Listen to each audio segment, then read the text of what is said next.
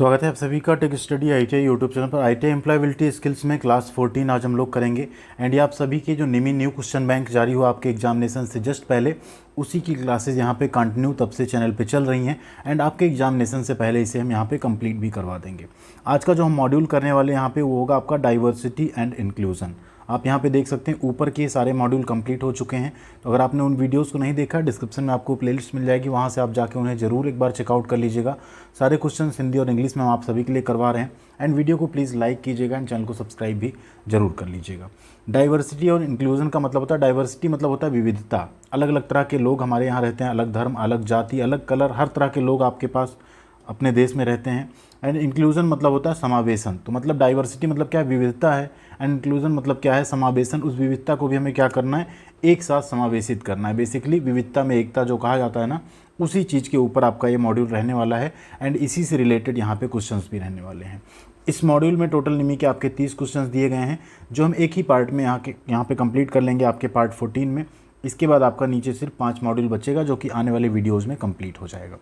Video के last में एक बोनस क्वेश्चन हमेशा आपके लिए रखते हैं। आप लोगों से उम्मीद करते हैं कि उसका सही आंसर आप लोग कमेंट करेंगे। एंड वो प्रीवियस पार्ट से ही होता है, तो आपका रिवीजन भी एक तरह से हो जाता है। पहला क्वेश्चन यहाँ पे है, क्वेश्चन है physical body and the sexual organs that we are born with refers to persons. यहाँ कह रहा है जो भौतिक शरीर है हमारा, ठीक है, फिजिकल बॉडी है, और जो हमारे यौन अंग है जिनके साथ हम पैदा होते हैं, जन्म लेते हैं, वह व्यक्ति के किस चीज़ को संदर्भित करते हैं। जेंडर यानी लिंग को, सेक्स यानी लिंग को, एज यानी आयु को, या बायोडेटा को। ध्यान दीजिए, तो वो आपके सेक्स को रिप्रेजेंट करता है कि आप मेल हैं या फीमेल हैं। अब यहाँ पे दोनों ऑप्शन कुछ हद तक आपको एक बार सही लग सकता है कि यहाँ तो जेंडर भी सही हो सकता है, बट फिलहाल यहाँ पे ऑप्शन आपका बी सही रहेगा। एंड पीडीएफ में भी आपके ऑप्शन बी यहाँ पे सही दिया गया है। तो नेक्स्ट क्वेश्चन पे चलेंगे। अगला क्वेश्चन यहाँ पे, स्पेस इज़ अ बिलीफ या idea which may not be true. ध्यान दीजिए, यहाँ पे कहा जा रहा है कि एक कोई ऐसा विश्वास है या विचार है जो सच नहीं हो सकता है। मतलब बहुत सारे ऐसे विचार या सच हमारे समाज में आज भी, अपने देश में, समाज में फैले हुए हैं, जो एक्चुअल में सच नहीं, लेकिन वो फैले हुए हैं। तो वही यहाँ पे कह रहा है कि उसे क्या कहते हैं। सेक्स कहते हैं, जेंडर यानी लिंग कहते हैं, स्टीरियोटाइप कहते हैं, या फेमिनिन यानी स्त्रीलिंग कहते हैं। ध्यान दीजिए, ऐसे बिलीफ और आइडिया जो फैले हुए लेकिन सच नहीं है, उन्हें हम लोग कहते हैं स्टीरियोटाइप, या इसी को कहते हैं रूढ़िवादिता।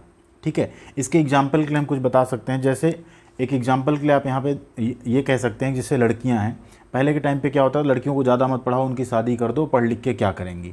ठीक है, या कई बार ऐसा होता था, लड़कियों को पुलिस में नहीं भेज सकते, लड़कियों को सेना में नहीं भेज सकते, लड़कियों को पायलट नहीं बना सकते।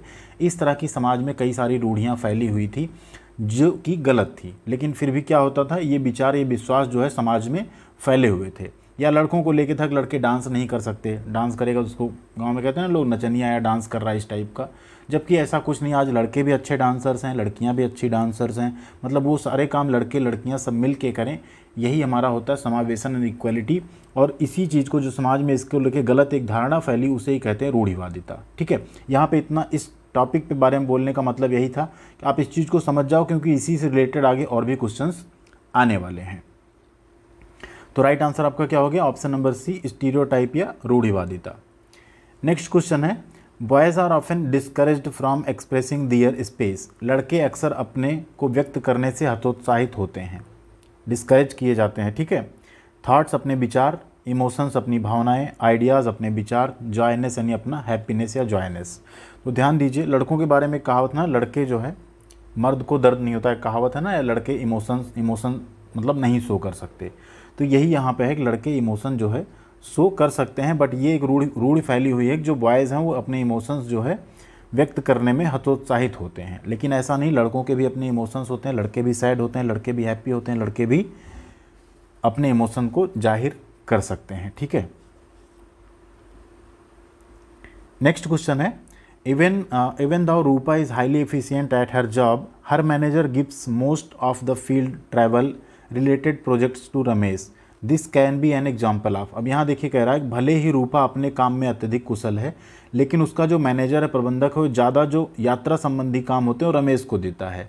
यह क्या है, किसका उदाहरण है। अब देखिए, रूपा भी सेम एजुकेशन है, सेम उसकी क्वालिफिकेशन है, सेम वो काम करने में इफिशियंट है, बट मैनेजर बार बार अगर रमेश को यात्रा के लिए या ऐसा कुछ बाहरी फील्ड वर्क करना है तो अगर सेलेक्ट कर रहा है, इसका मतलब क्या है, ये एक स्टीरियोटाइप बना हुआ है मैनेजर के अंदर कि रमेश क्योंकि एक लड़का है तो वो यात्रा संबंधी या बाहर के कार्य ज़्यादा अच्छे कर सकता है, रूपा नहीं कर सकती। ठीक है, तो ये क्या है, रूढ़िवादिता है, स्टीरियोटाइप बना हुआ है। हाँ वो बॉय है, वो लड़का है तो बाहर जा सकता है, ये सब कर सकता है, लड़की है तो ये ऑफिस में रहे, ये सारे काम बाहर के नहीं कर सकती। ठीक है, जो कि टूटना चाहिए। आज लड़कियां हर फील्ड में अच्छा काम कर रही हैं, तो वही कहा जा रहा है कि ये सच नहीं है, लेकिन फिर भी लोगों ने इसे सच मान लिया है।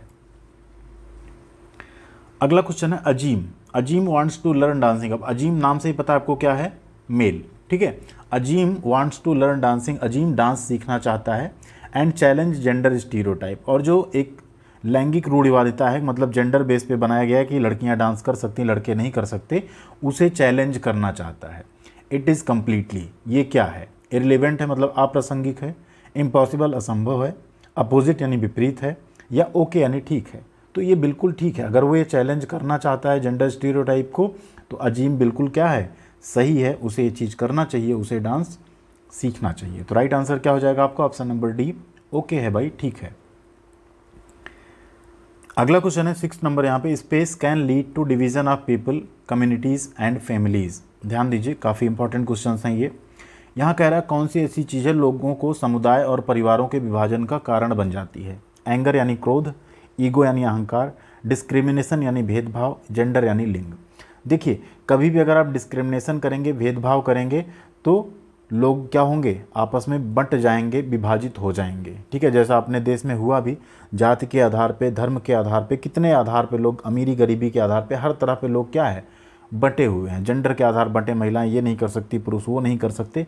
कितने तरह के डिस्क्रिमिनेशन अपने समाज में फैले हुए हैं, जो कि दूर होने चाहिए। ठीक है, हर जगह पे आपको डिस्क्रिमिनेशन, भेदभाव देखने को मिलेगा। एंड जिस चीज़ का गैप कम होना चाहिए था एजुकेशन के साथ साथ, कहीं ना कहीं अपने यहाँ सोशल मीडिया के मिसयूज से ये आप लोग भी देख रहे होंगे, ये डिस्क्रिमिनेशन ना कहीं बढ़ता हुआ दिख रहा है, जो कि बहुत गलत है सोसाइटी के लिए। आप लोगों को भी इस चीज़ के लिए आगे आना चाहिए। भेदभाव समाज से बिल्कुल आपको ख़त्म करना चाहिए। तो राइट आंसर क्या है यहाँ पे, डिस्क्रिमिनेशन जो है, भेदभाव जो है, लोगों को, समुदायों को, परिवारों को आपस में विभाजित कर सकता है, उसका कारण बन सकता है। अगला क्वेश्चन है, in India space more under the age of 5 do not get enough nourishment. भारत में 5 वर्ष से कम आयु के किसको पर्याप्त पोषण नहीं मिलता। बॉयज़ यानी लड़कों को, गर्ल्स यानी लड़कियों को, एनिमल्स यानी जानवर को, मैन यानी पुरुष को। ध्यान दीजिए, 5 वर्ष से कम आयु की लड़कियों को अक्सर क्या होता है, पोषण जो है सही से नहीं किया जाता, क्योंकि अपने यहाँ लड़कियाँ अगर पैदा भी हो रही हैं, जन्म ले रही हैं, तो कई लोग उसको ही ये मानते हैं कि लड़की आ गई अब तो मुश्किल होगा। ठीक है, इस चक्कर में भी लड़कियों पे कम ध्यान दिया जाता है, जबकि लड़कों पे ज़्यादा ध्यान दिया जाता है, जो कि गलत है। तो अपने इंडिया में 5 वर्ष से कम आयु की लड़कियां जो है वो पोषण के मामले में कहीं ना कहीं थोड़ा सा पीछे हैं, उन्हें पर्याप्त पोषण नहीं मिलता या नहीं दिया जाता है। अगला क्वेश्चन है, discrimination can make a person feel space. भेदभाव एक व्यक्ति को क्या महसूस करा सकता है। तो भेदभाव एक व्यक्ति को क्या महसूस कराएगा, उसे डिवाइडेड, उसे विभाजित महसूस कराएगा। आप किसी के साथ भेदभाव करेंगे, मान लीजिए आप क्लास में हैं, 40 बच्चे आपकी क्लास में, कोई 2 बच्चा ऐसा है जिसके साथ आप लोग नहीं उठते बैठते, नहीं बातचीत करते, नहीं खाते पीते, तो उसे क्या ये फील कराएगा, उसे आप लोगों से अलग सा फील होगा, उसे विभाजित सा फील होगा, वो अलग थलग सा पड़ा रहेगा। ठीक है, तो ये डिस्क्रिमिनेशन जो है ना, किसी को भी डिवाइडेड फील करा सकता है। एक परिवार में ही कई बार आप देखते हैं मम्मी पापा होते हैं, किसी एक बच्चे पे ज़्यादा ध्यान देते हैं, दूसरे पे नहीं देते हैं, तो वो डिवाइडेड सा फील करता है एंड वो बाद में मेंटली वो बीमार भी हो सकता है, वीक भी हो सकता है। ठीक है, तो डिस्क्रिमिनेशन अगर कहीं भी हो रहा है तो उसके अगेंस्ट आपको आवाज़ उठानी चाहिए एंड आपको खुद डिस्क्रिमिनेशन यानी भेदभाव किसी से नहीं करना चाहिए। उसकी जाति, धर्म, कलर, किसी के भी आधार पर आपको डिस्क्रिमिनेशन या भेदभाव नहीं करना चाहिए। अगला क्वेश्चन है, Julie is treated differently due to her skin colour. It is, Julie यहाँ पे अपने स्किन के कलर, त्वचा के रंग के कारण उससे अलग व्यवहार किया जाता है। ये क्या है, अब त्वचा के रंग के कारण आप व्यवहार करो, जाति के आधार पे करो, धर्म के आधार पे करो, ठीक, फिजिकल अपीयरेंस के आधार पे करो, वो सब कुछ किसके अंतर्गत आता है, डिस्क्रिमिनेशन यानी भेदभाव के अंतर्गत आता है। यहाँ पे त्वचा के रंग के हिसाब से हो रहा है, कहीं पे जाति के हिसाब से होता है, कहीं पे धर्म के हिसाब से होता है, कहीं पे, ठीक है, आपके में भी जो आपका कह सकते हैं वेल्थ या आपका धन है, उसके स्टैंडर्ड के आधार पे किया जाता है। तो ये चीज़ें होती, कहीं जेंडर के आधार पे किया जाता है, तो ये भेदभाव नहीं होना चाहिए कहीं भी, किसी भी आधार पे। अगला क्वेश्चन है, Aja says women are better teachers than man. Sunita stops her and said that you can not say something like this because it is. देखिए अजा कह रही है कि जो वीमेंस होती है ना, महिलाएं होती हैं, वो ज़्यादा अच्छी टीचर होती हैं पुरुषों की अपेक्षा। तो सुनीता ने उसे रोका, बोली नहीं ऐसा नहीं है, ये कह के तुम क्या कर रही हो। तो वो क्या कर रही है यहाँ पे, ठीक, एक भेदभाव कर रही है। किसमें किसमें, महिला और पुरुष में। वो कह रही है महिला ज़्यादा अच्छी टीचर है, पुरुष अच्छे टीचर्स नहीं होते। तो यहाँ पे सुनीता ने उसे रोका और कहा कि तुम ऐसे नहीं कह सकती, क्योंकि ये क्या है, डिस्क्रिमिनेशन, भेदभाव के अंतर्गत आता है और हम भेदभाव नहीं कर सकते। एक महिला भी अच्छी टीचर हो सकती है तो एक पुरुष भी अच्छा टीचर हो सकता है, या अगर एक महिला अच्छी टीचर नहीं तो एक पुरुष भी हो सकता है, कुछ अच्छे टीचर्स ना हो। तो आप ऐसे नहीं कह सकते कि सारी महिलाएं अच्छी टीचर, सारे पुरुष खराब हैं, या सारे पुरुष अच्छे हैं, सारी महिलाएं खराब टीचर, ये भी आप नहीं कह सकते। ठीक है, वो टीचर है तो उसकी टीचिंग स्किल के आधार पर आप कह सकते हो खराब है या अच्छा है। ठीक, उसके जेंडर के आधार पर आप नहीं कह सकते। ठीक, तो राइट आंसर क्या हो गया, डिस्क्रिमिनेशन है ये। अगला क्वेश्चन है, equality means in the same situation people have the. समानता का अर्थ है कि एक ही स्थिति में लोगों के पास क्या हो। समानता का मतलब क्या होता है, सेम राइट, सभी के पास समान अधिकार हो, सेम स्टेटस, सभी समान स्थिति में हो, सेम अपॉर्चुनिटी, सभी को समान अवसर मिले, एंड ऑल ऑफ दिस, ये सभी। तो समानता का मतलब यही कि सभी के सेम समान अधिकार हो, सभी के समान स्थिति हो, एंड सभी को समान अवसर मिले हर जगह पे। तो यहाँ पे राइट आंसर आपका क्या हो जाएगा, all of these, option number D. अगला क्वेश्चन है, irrespective of their gender identities all people must have the same rights, this is called. अपनी जेंडर आइडेंटिटी मतलब अपने लिंग पहचान के बावजूद, आप मेल हो या फीमेल हो, अगर सभी को समान अधिकार मिलना चाहिए तो ये क्या कहा जाएगा। जेंडर इक्वालिटी मतलब लैंगिक समानता, जेंडर स्टीरियोटाइप लैंगिक रूढ़िवादिता, जेंडर डिस्क्रिमिनेशन लिंग का भेदभाव, या जेंडर राइट लिंग के आधार पे अधिकार। तो राइट आंसर ये कहा जाएगा आपका जेंडर इक्वालिटी यानी लैंगिक समानता कहा जाएगा ये, जब ये नहीं देखा जाएगा कि आप मेल हैं या फीमेल हैं, आपको हर चीज़, हर एक काम आपको उसी के आधार पे दिया जाएगा, आपकी योग्यता के आधार पे, ना कि आपके जेंडर के आधार पे। तो राइट आंसर क्या है यहाँ पे, इसे हम लोग कहेंगे जेंडर इक्वालिटी। नेक्स्ट क्वेश्चन है, women and men are often not paid the same salary for the same job, this is known as. यहाँ कह रहा है कि अक्सर महिलाओं और पुरुषों को एक ही काम के लिए समान वेतन नहीं दिया जाता, इसे किसके रूप में जाना जाएगा। देखिए एक तरह से तो ये यहाँ पे जेंडर अनइक्वालिटी हुई कह सकते हैं। ठीक है, जेंडर इक्वालिटी नहीं हुई है। कई बार होता कहा जाता है महिला है तो इसे आप 10,000 सैलरी दो, पुरुष है तो 12,000 सैलरी दे दो, क्योंकि वो बाहर के काम के भी काम आएगा। तो इस चीज़ को हम लोग कहते हैं वेज गैप। ठीक है, जेंडर के आधार पे वेज गैप रखना, जेंडर के आधार पे आप बोलो कि आप नहीं सीख सकते, वो नहीं सीख सकते, जेंडर के आधार पे आप बोलो आप ये खा सकते हो, वो नहीं खा सकते। तो ये अलग अलग गैप आप जेंडर के आधार पे अगर बनाते हैं तो उसे ही यहाँ पे कहा गया है गैप या अंतर। ठीक है, तो अगर आप सैलरी में अंतर रख रहे हैं जेंडर के आधार पर तो उसे कहते हैं वेज गैप या वेतन में अंतर। ठीक है, इसे जेंडर गैप भी कहा जा सकता है, लेकिन ज़्यादा रिलेवेंट आंसर आपका यहाँ पे वेज गैप बनेगा। एंड निमी के पीडीएफ में भी आपको यही सही आंसर मिल रहा है। तो राइट आंसर क्या है, वेज गैप। अगला क्वेश्चन है, Nina is born as differently abled, her teachers must treat her. Nina का जन्म दिव्यांग के रूप में हुआ है, उसके शिक्षकों को उसके साथ कैसा व्यवहार करना चाहिए। डिफरेंट मतलब अलग तरीके का, अनइवन असमान रूप से, इक्वल यानी समान, या अनलाइक यानी भिन्न। ध्यान दीजिए वो दिव्यांग है तो क्या हुआ, उसके टीचर्स को उससे हमेशा समान रूप से व्यवहार करना चाहिए, जैसे बाकी सारे बच्चे वैसे नीना। ठीक है, तो राइट आंसर क्या हुआ, इक्वली, हमें सबके साथ समान व्यवहार करना चाहिए, किसी भी आधार पे, फिजिकल अपीयरेंस के आधार पे या कास्ट के आधार पे, रिलीजन के आधार पे हमें उनके साथ डिस्क्रिमिनेशन नहीं करना चाहिए। 15 नंबर क्वेश्चन है, Anita and her partner are paid the same salary for the same job, this is good example of. Anita और उसके साथी पार्टनर जो हैं समान काम के लिए उनको समान वेतन दिया जाता है। यह एक अच्छा एग्जाम्पल किसका है, ईर्ष्या जीलसी का नहीं, जेंडर इक्वालिटी का। बिल्कुल, ये आपका सही एग्जाम्पल किसका है, जेंडर इक्वालिटी का। अनीता हो या उसका पार्टनर जो मेल हो, दोनों को अगर सेम सैलरी दी जा रही मतलब वहाँ पे जेंडर इक्वालिटी है, लैंगिक समानता है, इसके आधार पे कोई वहाँ पे डिफरेंस नहीं रखा जाता।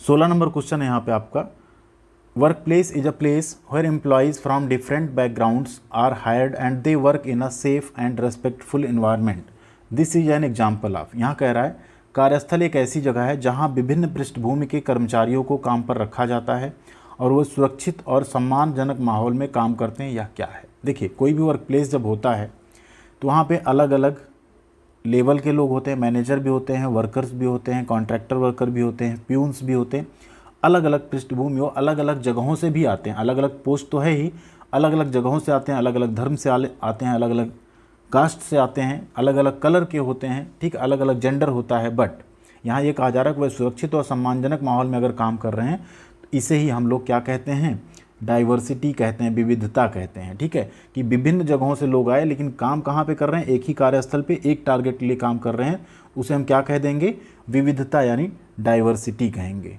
ठीक है, नेक्स्ट है question, people of different sex, gender, caste, class, culture, age, physical appearance, education, ability must feel. यहाँ कह रहा है विभिन्न लिंग, जाति, वर्ग, संस्कृत, उम्र, शारीरिक बनावट, शिक्षा, क्षमता के लोगों को कैसा महसूस करना चाहिए कहीं पे भी।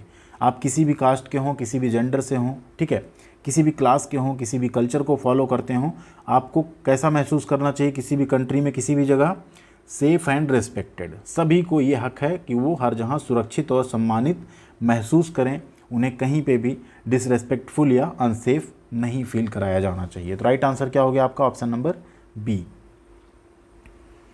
क्वेश्चन नंबर 18 है, a diverse work place increases. एक विविध कार्यस्थल जो है किस चीज़ को बढ़ावा देता है, प्रोडक्टिविटी यानी उत्पादकता को, वर्कलोड को, स्ट्रेस को या टेंशन को। देखिए डाइवर्स वर्क प्लेस कोई भी होगा जहाँ पे डाइवर्सिटी है, विविधता है, अलग अलग तरह के लोग एक साथ काम कर रहे हैं, वहाँ हमेशा प्रोडक्टिविटी आपकी इंक्रीज होगी, उत्पादकता आपकी बढ़ेगी। क्वेश्चन नंबर 19 है, Tanvi's team has many barriers to having a diverse work place, this may lead to. अब यहाँ देखिए कह रहा है तन्वी की टीम के पास विविध कार्यबल होने में कई बाधाएं हैं, मतलब उसके पास डाइवर्सिटी है ही नहीं वर्क फोर्स में। ठीक है, डाइवर्सिटी मतलब होता है अलग अलग तरीके के आपके पास वर्कर्स हों, अलग अलग काम करने के लिए वर्कर हों। अगर आपके पास ये डाइवर्सिटी नहीं रहेगी वर्क फोर्स में तो कभी भी आपके यहाँ प्रोडक्टिविटी अच्छी नहीं होगी, बल्कि आपस में क्या होगा, अगर डाइवर्सिटी नहीं है तो कॉन्फ्लिक्ट होगा, आपस में संघर्ष होगा लोगों में। ठीक है, तो राइट आंसर क्या हो गया आपका, ऑप्शन नंबर बी, कॉन्फ्लिक्ट यानी संघर्ष या झगड़े होंगे आपस में। नेक्स्ट है, Meena is not comfortable talking to her colleague in English, this is an example of. Meena अपने सहकर्मियों से अंग्रेजी में बात करने में सहज नहीं है, यह किसका उदाहरण है।